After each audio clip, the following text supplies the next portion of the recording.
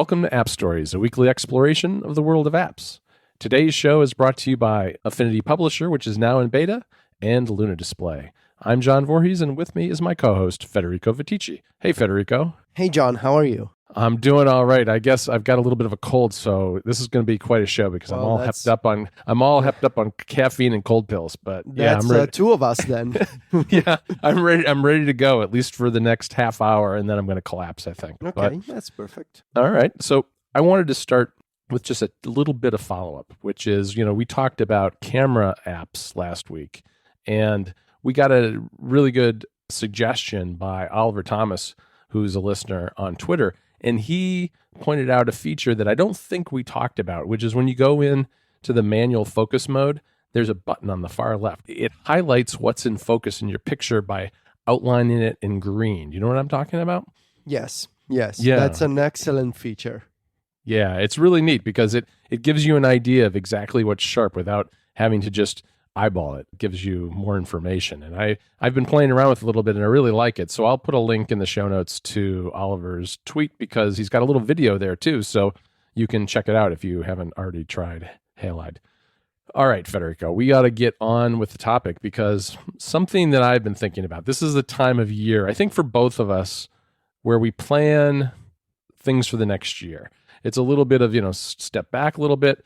Life's a little slower. We've got the holidays. We've got some time to think about what projects, what big articles we're going to write, new things we're going to do on the website, just whether it's personal projects or Mac Stories stuff or App Stories, whatever it is, think about what's next. And I have a bunch of different apps that I like to use when I'm planning out, whether it's something big like that, or even if it's just planning out my week. And it's a little different depending on the kind of thing that I'm doing.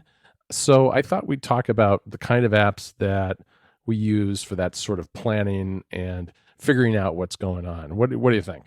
Yeah, this is fun. It's such a huge topic, at least for me, because it really changes depending on the kind of project that I'm working on. Mm-hmm. And I think it's wildly different whether I'm planning or taking notes or brainstorming for something like an iOS review, which means I'm likely at WWDC and I'm taking notes and I'm sort of brainstorming there, or if it's something more, for example, related to Club Mac Stories, something that takes longer to think about and it's more of an ongoing project rather than something with a deadline. But in general, I would say that whenever I think of something, it usually starts in Apple Notes before it moves to other places. So whether it's an article or whether it's an idea for the club, it usually starts in Apple Notes and more recently in Agenda, which I'm going to explain in a minute. But for articles, for big projects that involve writing or doing podcasts, Notes is where I can save all kinds of thoughts and ideas without a structure. Just because it's so easy to open the app and create a note. You can do it with Siri, or I like to do it, for example, with 3D Touch on the home screen and just create a new note. And you can start typing and it goes off to iCloud and it propagates to other devices. But also it's so easy to add screenshots, which is something that I do a lot. And I like how in Notes, when you add an image, so you can add it manually by importing from the library, or on the iPad, you can drag and drop it into a note. But then if you long press on an image, you have the option to view the note with small images in it. So rather than having like these full-size screenshots, you can have just thumbnails in the note, which is convenient because when I'm thinking of something and I'm taking a lot of screenshots, my note still stays compact. So it doesn't have a lot of like super tall images in it. But also it's so easy to append links from apps like Twitter or Safari. I can just use the Notes extension and throw a link into Notes, and it becomes this rich preview, like this rich bubble in Notes that shows me like a preview of the web page, which is also something that I want to complain about, if you don't mind. Sure. Because I would love for this special link preview mode to be supported even when you paste links in Notes. Right now, you only get these special links if you use the share extension for Notes. Right. If you share from Safari to Notes via the extension, the link gets saved as a nicely formatted preview. But if you just open Notes and manually paste a link, it just stays as a raw URL in the note. Whereas I would like it to be like iMessage, for example. If I open iMessage and I paste a link, when I send the link to you, John, it becomes a rich preview. And also, so that's my first complaint. The second complaint is that Notes is inconsistent between macOS and iOS when saving via the extension links to tweets on Twitter. On macOS, for some reason, you get a rich preview of a tweet. So you get the text, or I think you get the text and the name of the author of the tweet in the bubble that gets saved in Notes. But if you do the same on iOS, you just get a bubble that says twitter.com, and that's it. You don't get any preview of the text of the tweet.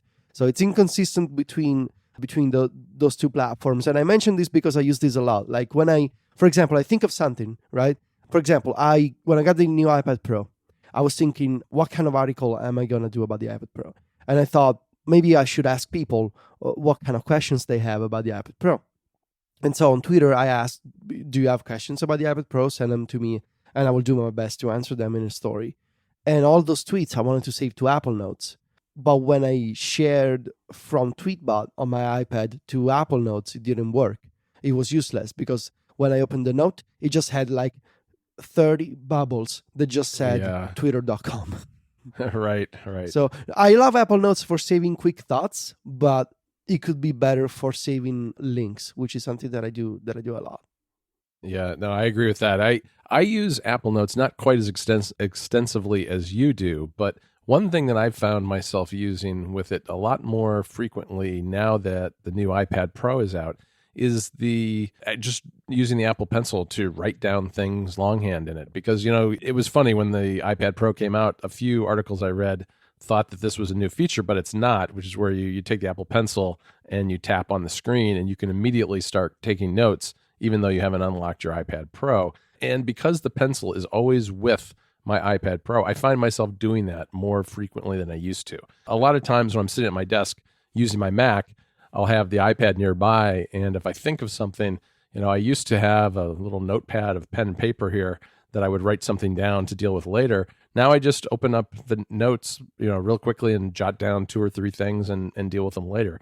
That's for, obviously really short-term type of planning, but it works pretty well for me. I guess the other thing that I use Apple Notes for a lot is for collaborative stuff. When we share, we share a note for various projects that we're working on. I've found that works extremely well. It's really works better than really any other system. I mean, we could use Google Docs or something like that, but I've never really been a fan of Google Docs. And I really think that Notes works particularly well because not only do I get a notification, Federico has changed this note, and so I can go in and see what you did, but, you can go up into that info button up in the top corner, and you can see and you can color code what the changes are for each person who's on the note. So I can see what, Ryan changed and you changed and I changed if I haven't been in there in a while. And it's just a real convenient way to collect thoughts from several people in one place. This episode of App Stories is brought to you by Affinity Publisher, a new desktop publishing app that's currently in public beta from Serif, the maker of Affinity Photo and Affinity Designer. I'm excited to have the Affinity Creative apps as a sponsor this week. Few creative suites are moving forward on the Mac and iOS as fast as Serif. Today, I want to talk to you a little bit about Affinity Publisher, the third app in Affinity's trio of professional creative apps, which is one step closer to completion with a free public beta. Affinity Publisher is a powerful desktop publishing app for the Mac that anyone can download and test at affinity.serif.com/publisher. Thousands of hours of development have been dedicated by the multi-award-winning team at Developer Serif's UK headquarters. Now is a great time to try Affinity Publisher. The app is still in development, and beta testers have a chance to play an influential role in shaping the final retail product that is expected to ship near the end of the year. I've been on the beta for a while now, and I'm most excited about a feature that's coming soon, which is tight integration with Serif's other creative apps, both Affinity Designer and Affinity Photo. If you've got all 3 apps, that means you can edit vector designs and images right inside one app in a stunning new way. Users will see buttons to switch to Affinity Photo and Designer within Affinity Publisher though these will not be activated until later in the beta period. From the earliest planning stages of the Affinity apps, they were planned to be an unrivaled trio of sleek, super modern apps created to work with the latest technology, ultra fast, with stunning power, and completely stripped of bloat. All of the key desktop publishing capabilities you need are here. Advanced typography, linked text frames, master pages, facing page spreads, dynamic photo frames, tables, baseline grids, linked resources, and end-to-end CMYK. Keep in mind that Affinity Publisher is still in beta, so there will be bugs in areas where the app is not yet fully baked and polished, so it's not recommended for important production work. But it's a great way to try Publisher out now and get an idea of what the final product will do for you. There's also a dedicated forum where you can share your feedback, suggestions, and requests. I'll put a link to that in the show notes. All of the Affinity apps, workbooks, brush packs, and merchandise are available at the Affinity store and make great holiday gifts. Just go to affinity.serif.com/store. There'll be a link in the show notes, too. Our thanks to Affinity Publisher by Serif for their support of App Stories. So I wanted to ask you, is Notes the only app where you save text notes in a form that is not an outline or a mind map? No, it's not. I've been using a bunch of different things. I've been experimenting because, I think the reason I've been experimenting is because, we spend a lot of time typing on a keyboard all day. And sometimes it's nice just to sit back and think about an upcoming project and write things longhand with the Apple Pencil. So, for instance, I've been trying out an app that to me is brand new, but it's been out for a while, which is Concepts, which is an infinite canvas. And it can be used it's a drawing app. I mean, you can use all sorts of different brushes and erasers, and there's lots of tools there for artists, but it also works really well for creating mind maps because Really? Huh. you can draw the shapes and things in your handwriting if you want, but they also have guides to allow you to create really straight lines. So you can do lines or triangles or circles or rectangles, all that kind of thing, and then connect them. I mean, it's not fast in the way that something like iThoughts or MindNote is, which we'll get into, but it is a nice way to add a little maybe more neatness and clarity to your notes if you're just taking notes. And what I'll do is I'll open something like that up, and especially when I'm thinking about, what do I want to accomplish in 2019? Some kind of really big thing where it's not any particular one project, but maybe it's 3 or 4 projects, and I want to add notes to each one of those as they come to my mind. It's nice to have that infinite canvas where I can just jot down a few notes, then draw some arrows to other details about that thing that I'm working on. And I like that because a lot of the notebook apps, which I use too, they limit you to a single screen. And depending on what I'm doing, especially on a bigger project, sometimes it just feels a little too constrained. And I like the ability to kind of shift things around and maybe even push one of the projects off to the side by just moving the canvas a little bit so it's off screen, and then working on something else next to it, and then looking at them together later on and seeing, where the overlap is and how they relate to each other, that kind of thing. So that's a real big picture thing that I've been using once in a while, which is Concepts, and I like that a lot because it takes advantage of the iPad Pros, the gestures, for instance, so you can switch between tools, or there's a bunch of things you can assign that to. Infinite canvas, shapes that are automatically generated when you draw them, right? It's a little different than something like Linea in that, like, you know how Linea, with the update that we just saw recently, if you draw a square, it just kind of snaps at the end into a square after you pause. It's a little different than that in that it creates these guidelines, and you just kind of trace it, and it creates the square, and then you can manipulate it from there, resizing it and that sort of thing. It's a little bit different the way it works, but you end up with really kind of the same place. Okay, but then into the square, can you type text? Yes, you can put text on the page as well, which is nice, but I don't really do that very often. So what do you do? Just handwrite with a pencil? Yes, that's typically what I do with this kind of nice. thing, because the point, I guess, for me, it's it's a contextual thing. I just like using the pencil for these kind of things once in a while instead of, because I'm trying to get away from the typing. I'm trying to just kind of organically make the links between my handwritten notes. And it's certainly nothing that looks pretty or neat or anything, but it gets the ideas out of my head, and then I can go back later and do something a little more organized and formal, I suppose, in another app down the road once I'm actually ready to start, moving on a project. Interesting. I've tried that before, to use the pencil to sort of switch modes. And I like it because every time I do it, it makes me feel more relaxed and sort of in a different mindset. My problem is that I obsess over the shapes that I draw with the pencil, because ever since I was in high school, I would create these, we used to call them conceptual maps, basically mind maps that I used to draw on this like 2 A4 sheets of paper, like that I was like gluing to each other to have like this big canvas. And I would do these mind maps for subjects like philosophy, for example, or history. And I would do these mind maps by drawing rectangles, really specifically, because it was ruled paper. So I would follow the signs on the paper to draw all my little rectangles. And then I would write with very small handwriting inside each rectangle. And then I would draw the arrows. I would do all the connections between the rectangles and the squares. But that was easier to do with ruled paper on an actual physical sheet of paper. It's harder to do for me on the iPad, which is why I had Sylvia, for example, last year make a PDF template for GoodNotes with ruled paper, the way that I like it. But the problem that I ran into with GoodNotes is that I didn't have, I think at the time, automatic shape generation.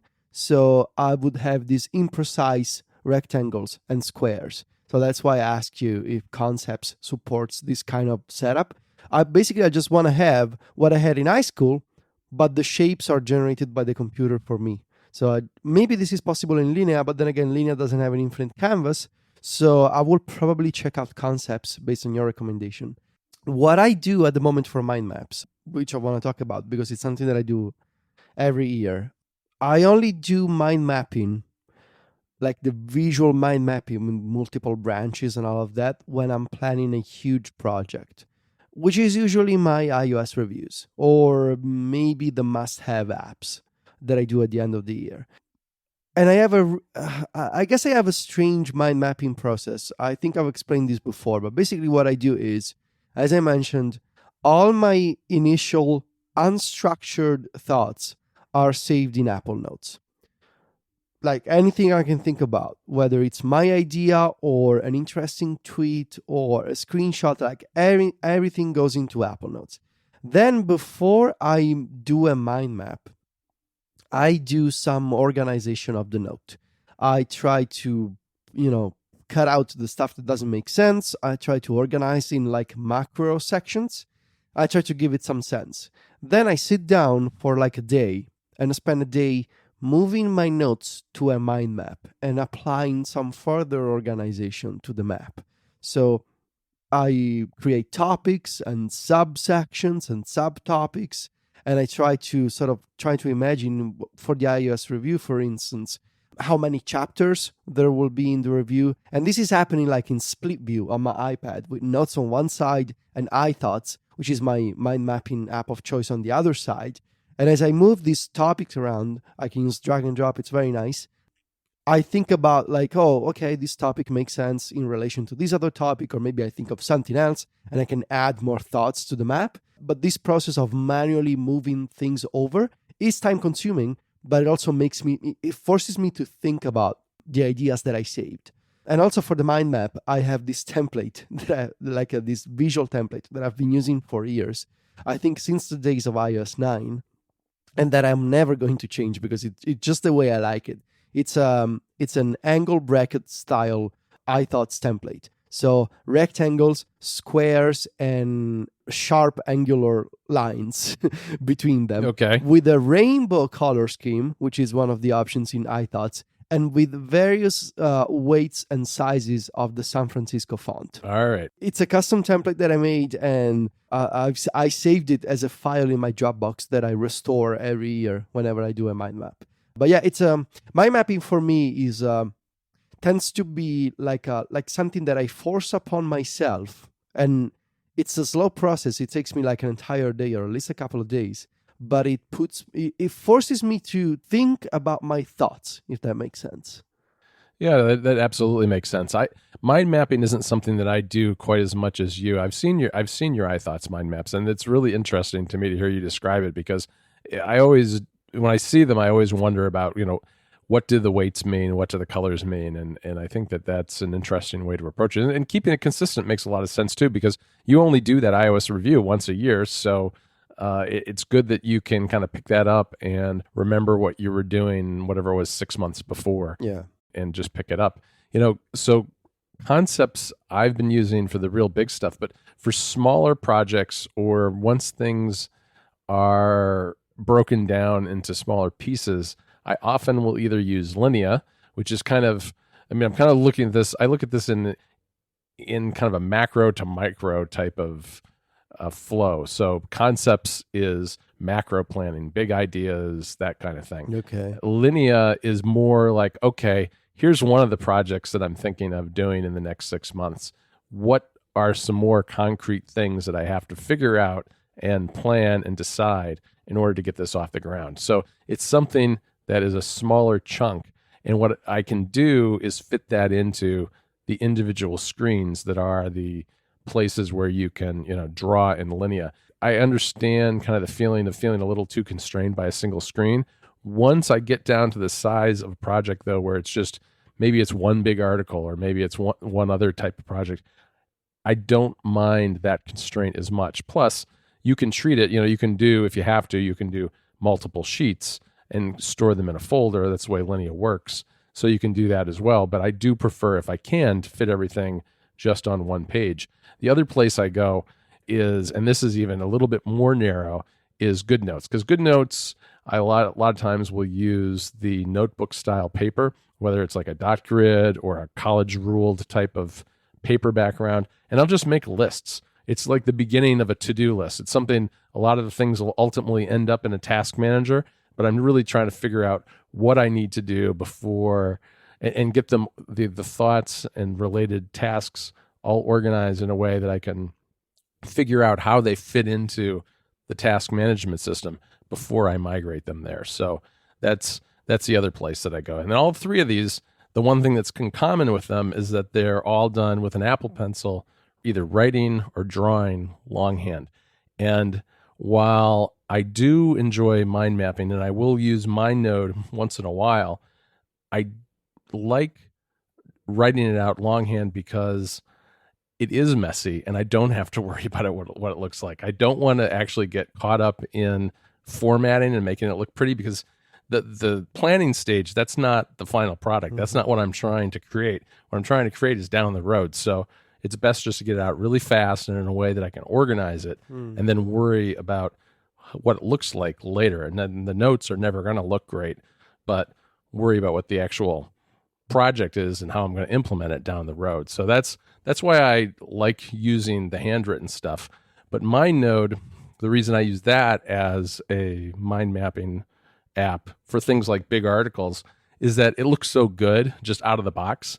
I just use a default template that's built into the app and just go and just start typing things in and creating branches of trees and doing that. And I don't have to worry about weights or fonts or colors. It looks good enough the way it is without me tweaking it. This episode of App Stories is brought to you by our friends at Luna Display. If you have a Mac and an iPad, listen up, because there's something missing from your setup.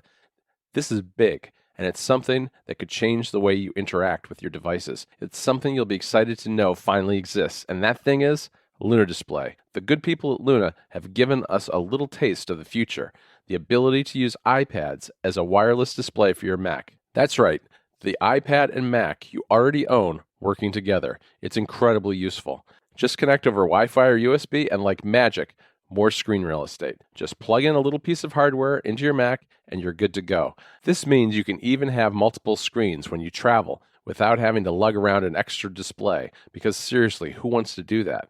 I use a lot of apps on my Mac throughout the day, and even with a 27-inch display, I still find myself wishing for more screen real estate. With Luna Display, I finally have it. I can set my iPad up right next to my main display and use it as a second display to keep in touch with the Mac Stories team and to keep an eye on breaking news as I work full screen in another app on my main display.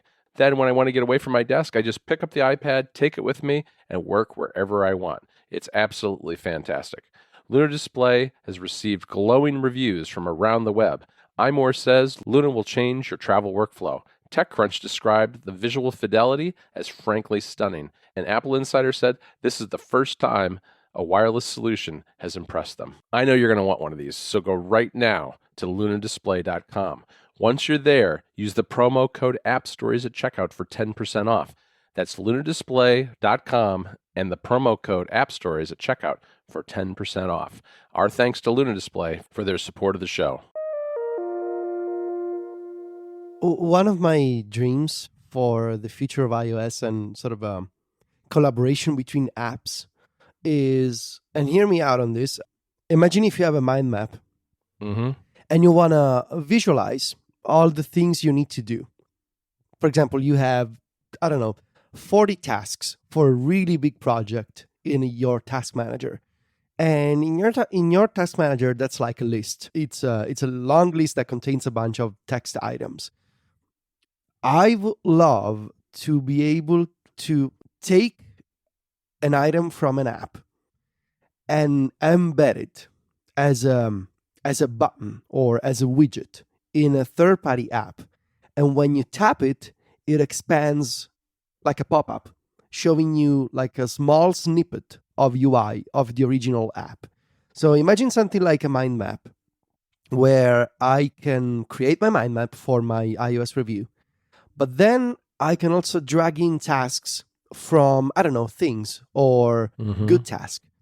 And each of these items is not like plain text, but is an actual extension of the original app that becomes this styled item, like a small button in the mind map. Right. And when you tap it, it loads an extension and it shows you the UI of your task manager with more details about the task. But I'm creating a mind map, and that's like an item that is actually loading a UI and data from a third-party app. Yeah, that's a really interesting idea. And to put it into concrete terms, I'm thinking about this, and let's say the App Store 10th anniversary stuff that we did last summer, right? That was a big project, and we had a bunch of episodes of App Stories to record. We had a bunch of articles that all different people were working on all at the same time. There were a lot of things to coordinate, and I could really see that playing out as a mind map with, you have maybe this one branch of it is App Stories, this other branch of it is Mac Stories, the third branch is Club Mac Stories, and there's these kind of pop-up embedded tasks for the things that you're working on and maybe a view into what other people are working on. That would be really interesting. Yeah, just really the idea for apps to present UIs and data outside of the main app is basically, this would tie into the idea of a proper shortcut framework for automation and all that kind of stuff. But anyway, going back to what is possible on iOS now. So how do you feel about, so we talked about taking notes, mind maps, and how you prefer to use the pencil sometimes. How do you feel about outlining? Because that's sort of somewhere in the middle of note-taking and mind mapping. I guess you could call it structured note-taking. Do you do outlining? Yeah. Okay. Well, we've talked about a little bit in the past. I used to outline a lot more than I do today, which is kind of interesting. I mean, I think part of that is now working strictly in Markdown. Markdown effectively is outlining with, using header tags and bulleted lists. And when I'm working on, for instance, an article that I'm writing, that's often more than enough for what I'm trying to do. All I need is to kind of figure out the headings and the lists of things I want to cover, and it accomplishes the task. So oftentimes I'll do that right inside the document that I'm creating for the article. And as I kind of tick off things and cover sections, I'll just delete them off the bottom of the article, and I'll write above that and kind of go back and forth and look at what I've got in my outline and then what I'm actually writing. So that's how I do it more often than not. I mean, maybe, and then I guess in Apple Notes, I'll use the bulleted lists a lot if I'm taking notes to get, a list of things I want to cover in something I'm writing. But that's really about the extent of it. How about you? I used to do outlining years ago in Omni Outliner, but that I always thought it was kind of clunky for my needs. I just want to have something that is more text oriented. So lately I've been using Agenda. I don't know if I mentioned this on the show, but Agenda, it took me a while to understand as an app, and I think it finally clicked for me when I realized it's somewhere in the it's a cross of a note taking app and an outliner that you can assign dates to individual notes. So that's the way that I use it. I use it to create notes that are time sensitive. So, for example, I can put together show notes in Agenda and I can mark them for the day that I'm recording a podcast. So on that day, it will come up in Agenda.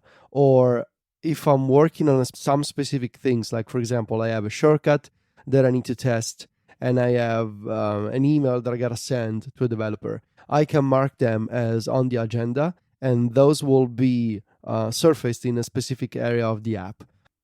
And it takes a while to understand, but really the date-based organization is what sells it for me. So the ability to add notes and give them structure like an outliner, because you can have headings and subheadings and lists, plain text, and all of that.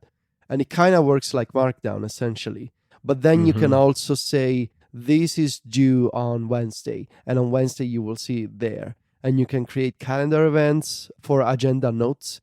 And if you're a Club Mac Stories member, you know that I made a shortcut to turn those calendar events into reminders.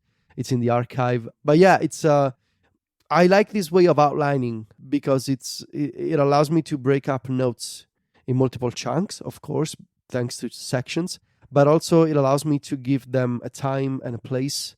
I mean, you can even tag people in Agenda. If you, for example, if you have meetings, you can tag people, and you can browse in the sidebar. There's like a people section, and you can see your notes that pertain to a specific person there. Or, and of course, this is not a surprise coming from me, I really like the fact that I can create saved searches for specific items from Agenda. So you can create, thanks to filters, you can do things like notes that are due tomorrow and have been tagged John, or have been tagged work. And you can save this save search in the sidebar of the app. And every time you tap it, you will be brought to this specific filter view. But yeah, the date stuff is what makes it really unique for me. Yeah, that does make a lot of sense. I mean, because I'm thinking too, a lot of times there'll be things that you and I need to talk about, and I'll just kind of save them in a list for when we get on Skype to record the show. And if they're associated with the date that we're going to record, that might actually be a lot better way of doing it than filtering tags in a task manager. Let me ask you this. I know that Agenda has its own URL scheme, and you can embed links to specific items within Agenda in other apps. Do you tie Agenda at all to Good Task or any other apps?